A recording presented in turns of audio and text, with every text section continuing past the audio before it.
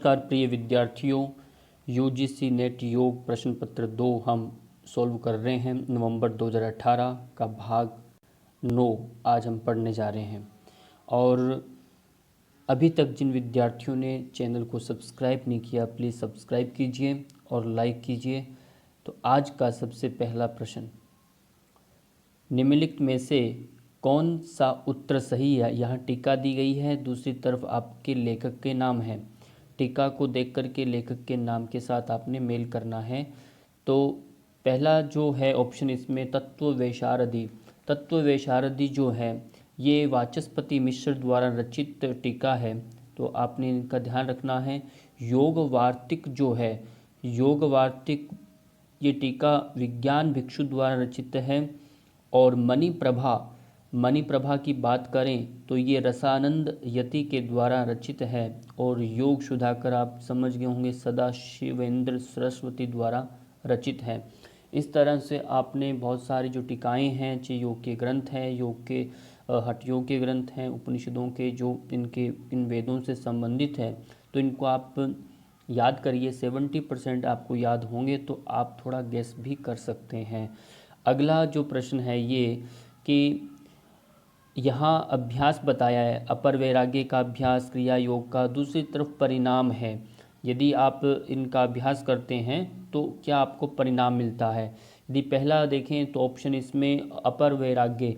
अपर वैराग्य जब होता है तो संप्रज्ञात समाधि प्राप्त होती है। संप्रज्ञात यानी आप पढ़ा होगा, दृष्टानुश्रविक वितृष्णस्य वशीकार संज्ञा वैराग्यम। जो वशीकार संज्ञा यानी अपर वैराग्य जब होता है तब यही संप्रज्ञात समाधि की प्राप्ति होती है। जब क्रिया योग है, क्रिया योग का क्या परिणाम है, क्लेश तनुकरणार्थश्च। तो दूसरा ही आप देखते हैं द्वितीय अध्याय का श्लोक सूत्र को, तो वहाँ ये मिलता है। पर वैराग्य है तत्परम पुरुष ख्यातिर वैतृष्ण्यम। जो सब ये इनसे भी असंप्रज्ञात की प्राप्ति होती है। असंप्रज्ञात जब समाधि होती है तो कैवल्य की प्राप्ति होती है। ये बात ध्यान रखना है, क्योंकि हमें स्टेप टू स्टेप आगे बढ़ना है। पहले जो आपका क्रिया योग जो है क्लेश तनुकरणार्थश्च है, अपर वैराग्य है, फिर पर वैराग्य है, फिर असंप्रज्ञात समाधि से अंतिम चरण आएगा कैवल्य की प्राप्ति। इनके सूत्रों को भी ध्यान रखिए और इनका संबंध भी आपको, इनके हर कोई भी अभ्यास उसका परिणाम क्या है ये आप थोड़ा इस बुद्धि से उसको देखा करें। चाहे हम प्राणायाम करें, प्राणायाम का परिणाम क्या है, धारणा की प्रत्याहार की प्राप्ति के लिए हम प्राणायाम का अभ्यास है, फिर धारणा है। इस तरह हर प्रत्येक सब अगला जो स्टेप होता है उससे जुड़ा रहता है। अगला प्रश्न जो है वह ये है, ध्यान योग समाधि, यानी ऊपर सेम है, सूची 1 और 2 को देखिए। तो ध्यान योग समाधि है, यह आपका घेरन संहिता से संबंधित प्रश्न है। और इसमें 7वें जो प्रकरण में आप देखते हैं समाधि प्रकरण है, उसमें 6 प्रकार की समाधियों का विचार किया गया है और प्रश्न दोबारा आया है।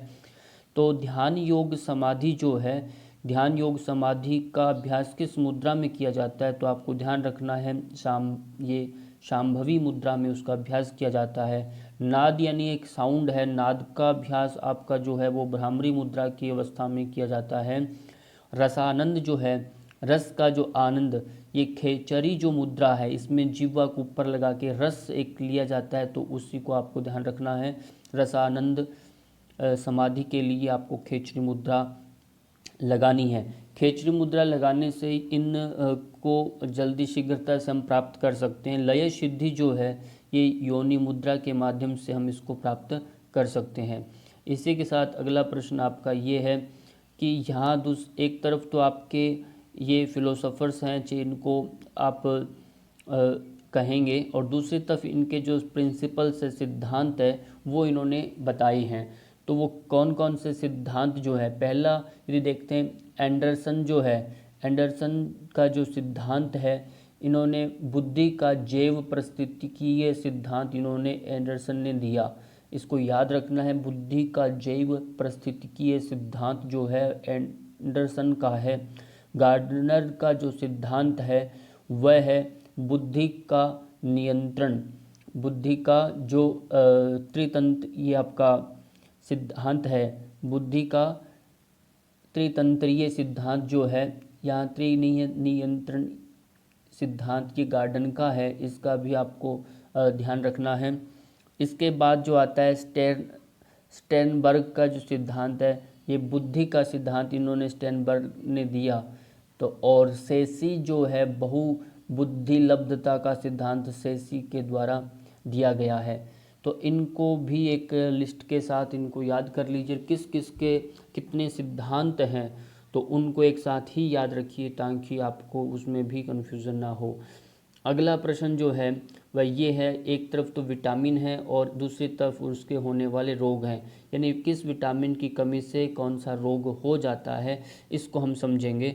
विटामिन बी जो है, यानी शरीर में विटामिन B1 जो है उसको एक थायामीन नाम से भी जानते हैं, कि कमी से होने वाला जो रोग है उसको बोलते हैं बेरीबेरी। ये बेरीबेरी जो रोग है ये विटामिन B1 की कमी से होता है, और ये आमतौर पर खराब खान पान या शराब की ज़्यादा लत लगने के कारण होता है, इस बात का ध्यान रखना है। अब आता है विटामिन B2 जो है, ये विटामिन B2 जो है इसमें होता है कि मुंह के एक तरफ या दोनों तरफ जब लार चिपक जाती है, लार निकलती रहती है, तो वहाँ साइड में एक घाव सा बन जाता है, दरारें या जलन होने लगती है उसके अंदर, और उसमें कुछ ऐसे जेम्स रहने लगते हैं जिसके कारण एक रोग होता है, वो भी एक कमी होता है, उसको बोलते हैं एंगुलर आपका जो है स्टोमेटाइटिस जो है, ये एंगुलर स्टोमेटाइटिस नाम का रोग ये उसको कहा जाता है, उस संबंधी जो रोग होता है। अगला विटामिन B2 जो है, ये विटामिन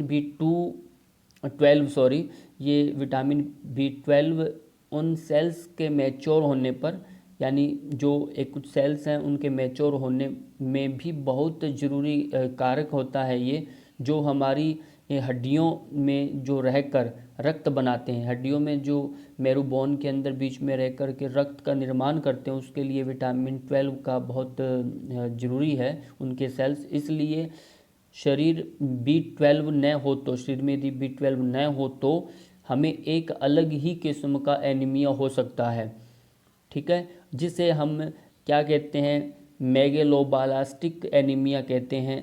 और इस विटामिन का बेहद ज़रूरी एक इसका संगी साथी जो हम कहेंगे वो है फॉलिक एसिड होता है।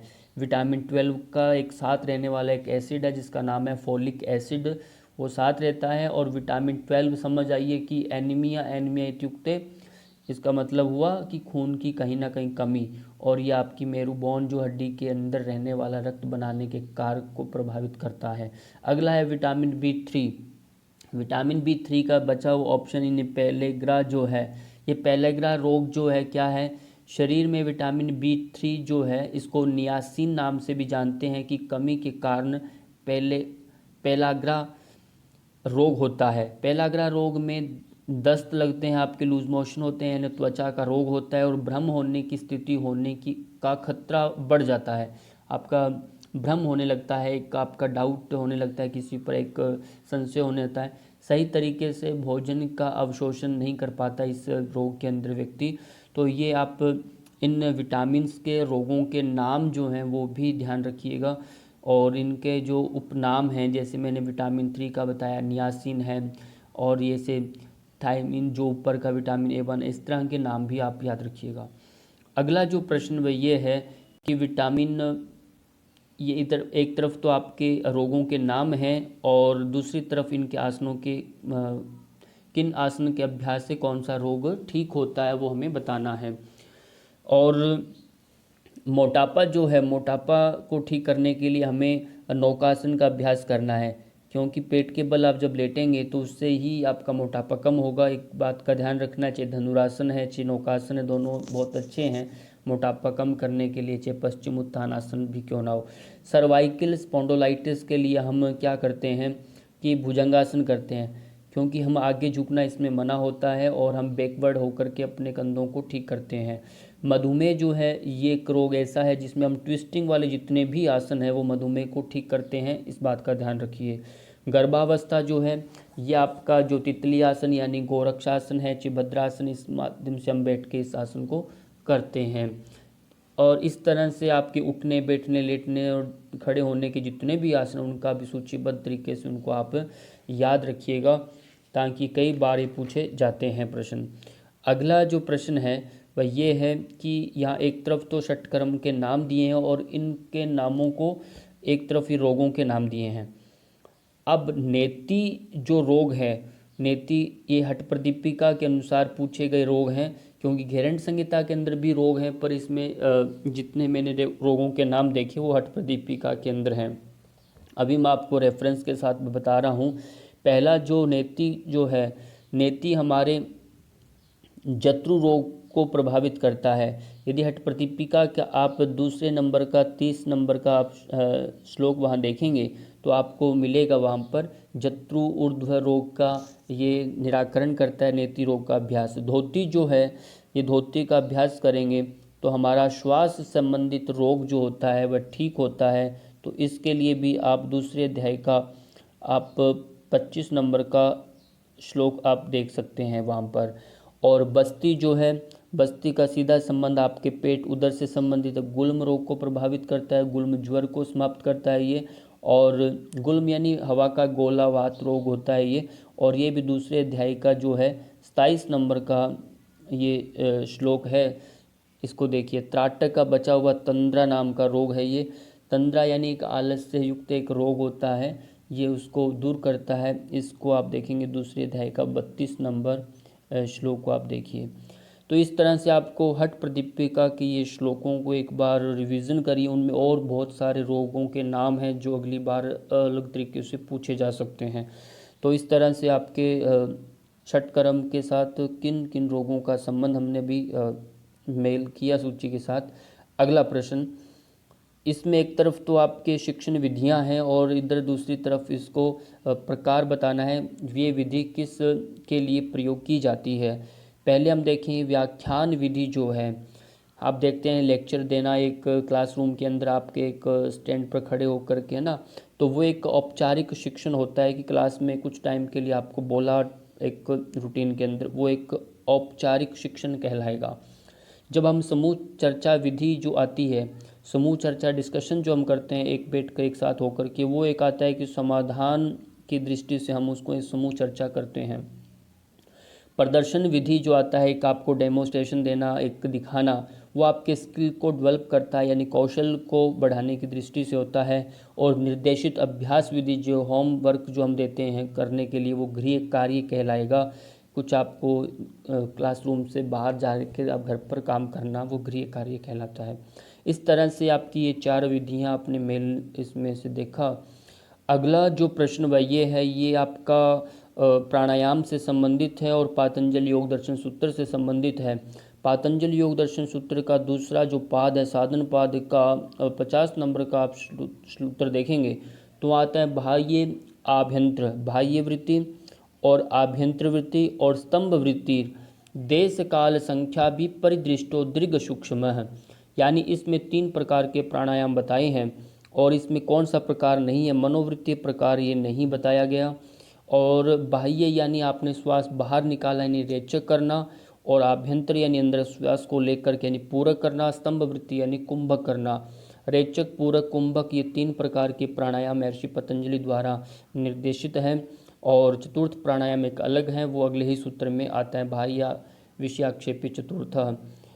चलिए अगला आज का अंतिम प्रश्न ये है कि महर्षि पतंजलि के अनुसार योग का छठा अंग कौन सा। बहुत सरल है, यदि आपने अष्टांग योग का उसमें अष्टांग योग देखा है, जितना भी अष्टांग योग है तो वो आपके द्वितीय अध्याय में, और अंतिम अग्र 3 चरण जो है जिसे हम संयम के नाम से धारणा ध्यान समाधि जो है वो अगले विभूति पाद में आते हैं। वो अंतरंग योग के अंतर्गत है, न कि बहिरंग योग के अंतर्गत है, इसलिए साधन प्रकरण नहीं है वो, तो आपको उसका भी ध्यान रखना है।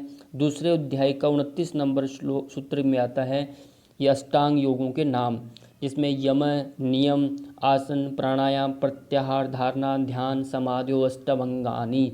यानी इसमें 6ठे नंबर पर जो क्या है वह है धारणा। धारणा 6ठे नंबर पर आता है, यम नियम पहला दूसरा है, और ध्यान जो है आपका 7वां नंबर का है। इस तरह से आप इन सब को एक एक करके सूत्रों के माध्यम से, रेफरेंस के माध्यम से अच्छे से इनको समझिए, प्रश्न का उत्तर सही है तो क्यों है, उत्तर गलत है तो क्यों है। तो आपको, मुझे लगता है, ज़्यादा परीक्षाएं नहीं देनी पड़ेगी और शीघ्रता से आप अपने लक्ष्य को प्राप्त कर सकते हैं। इसी के साथ सबका समय देने के लिए अब बहुत बहुत धन्यवाद।